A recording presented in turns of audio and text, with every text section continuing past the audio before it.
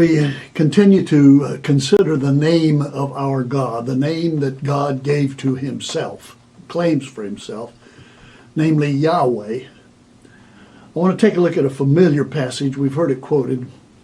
It's from Joel 2:32, where the prophet says, "Whoever calls on the name of the Lord will be saved." That's what it says in English. Now, as we know, Lord, in this case, as so often it is the case, Lord is written in capital letters. And that's the English translation of the Hebrew name for our God, namely Yahweh. Whosoever shall call on the name of Yahweh will be saved. Now, this is quoted in the New Testament. Peter speaks of it on the day of Pentecost in Acts chapter 2.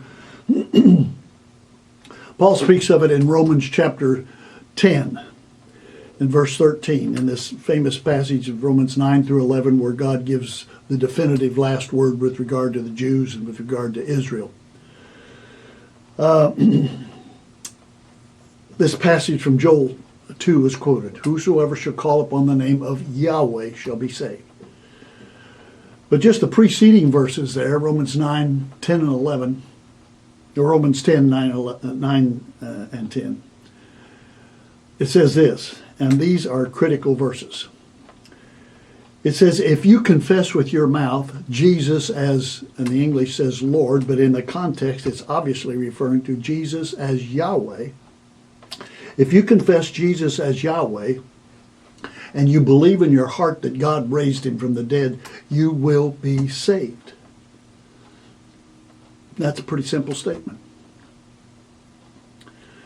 I remember several years ago, I received a phone call from a friend saying that another friend, Sadie was her name, I'd known her, we were on first name basis. She was not in our fellowship, our congregation, but I knew her. And I knew that she had cancer. And this friend was asking me to go see Sadie because it looked like Sadie didn't have much time left. So I went to the hospital to see her. And when I saw her, sure enough, I could tell that time was short. Her head was bald, lost all her hair from chemotherapy.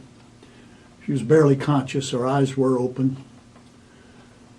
But I came to her bedside, I took her hand, I said, Sadie, it's Jim. And she looked at me, I could tell she recognized me. And I said, you don't have much time, honey. It's getting close. And I think that you need to know what God says about heaven and how to get there. And so with her hand in mine, I said, I want to read you a passage. I turned to Romans 10, 9 and 10, and I said this, Sadie, God says, if we confess with our mouths that Jesus is the Lord, that he is Yahweh, he is God, he is the humanizing, he's the fleshing out of Yahweh. If we confess Yahweh, Jesus as Yahweh, and we believe in our heart that God raised him from the dead, we will be saved. I want to ask you this, Sadie. Do you believe that Jesus is Yahweh? And if you do, I want you to just squeeze my hand. And there was a slight pause, and there was an even slighter squeezing of my hand.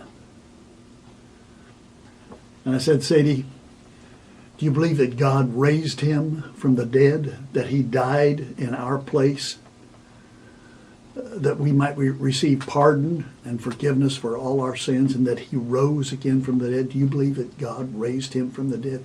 If you do, squeeze my hand. And very slightly, she squeezed my hand.